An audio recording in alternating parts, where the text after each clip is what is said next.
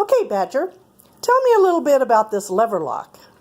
Okay, have you ever jacked the live round out of your gun? I have, just the other day. All right, well, this little device here, let's say you're at shooting at target number 3, and you lever that round in and you pull that trigger and you shot target number 3. Now, then you jack that one out and you jack the fresh one in, and instead of pulling the trigger, you decide to jack that out. Whoa, I can't jack that out because the lever lock is interfering. Now, the way this works is it's a little L-shaped device that slips in behind the lever. Now, when I pull the trigger and the hammer hits the firing pin extension, it lifts it up out of the way, so I can lever that fresh round in, but I can't lever that fresh round out until I pull the trigger. I see. Now, it works the same on the 66. Identical item except on the 66, the side plates are the screw holes of smaller diameter and it sits a little further back. So what we have to do, if you have a 66, you have to relieve the frame right back here, right behind the lever lock. But it works identically, same thing, just like that. Now, it has adjustability built into it, so you can, this one's set up here, you can see the lever moves about 1/4 of an inch. Okay? And this one's set up, it moves about 5/8 inches.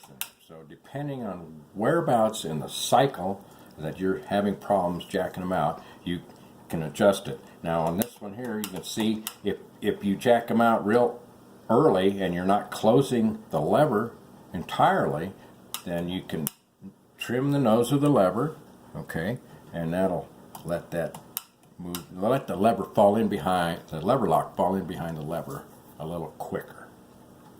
Okay, now that's while you're operating it. How about installing this in the guns? Are they hard to install?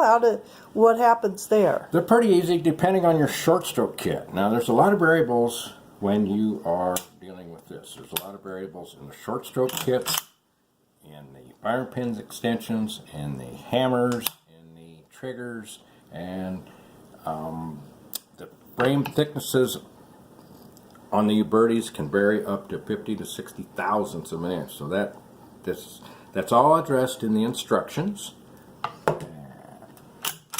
And depending on what short stroke kit you have, you should be able to do it. It will not work, unfortunately, with cut and weld short stroke kits. The reason being is the distance between the end of the lever and the frame, right here, has to be 95 thousandths or greater. If it is not, then the lever lock cannot slip in between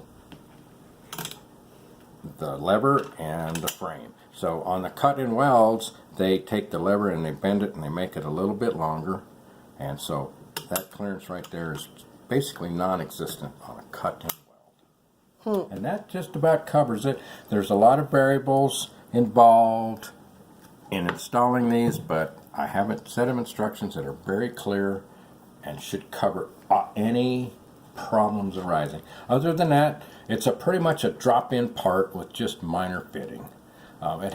You can set it up for either to be hammer activated, which we're doing right here. That's the hammer hitting it, moving up out of the way, or you can set it up to have the trigger activated. I'm going to hold the hammer back and show you that the trigger is now moving it up out of the way of the lever.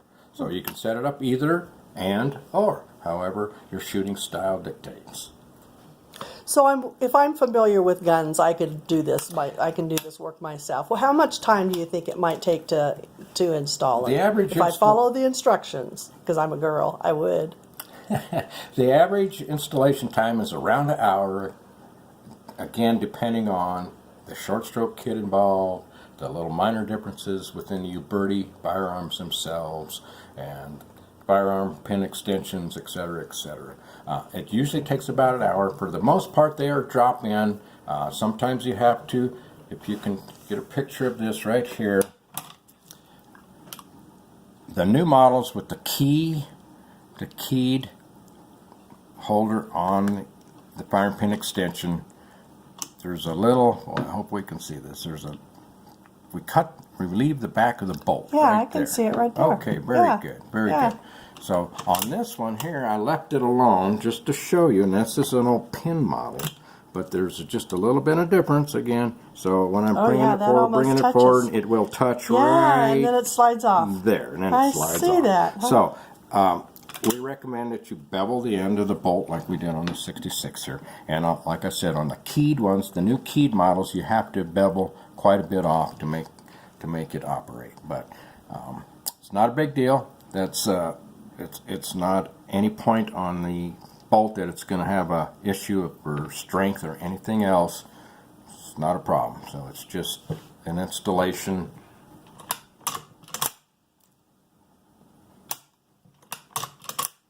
There we go. Cocked, can't open, fire it, open. Same with the 66. Cocked, can't open, fire it, open. Awesome.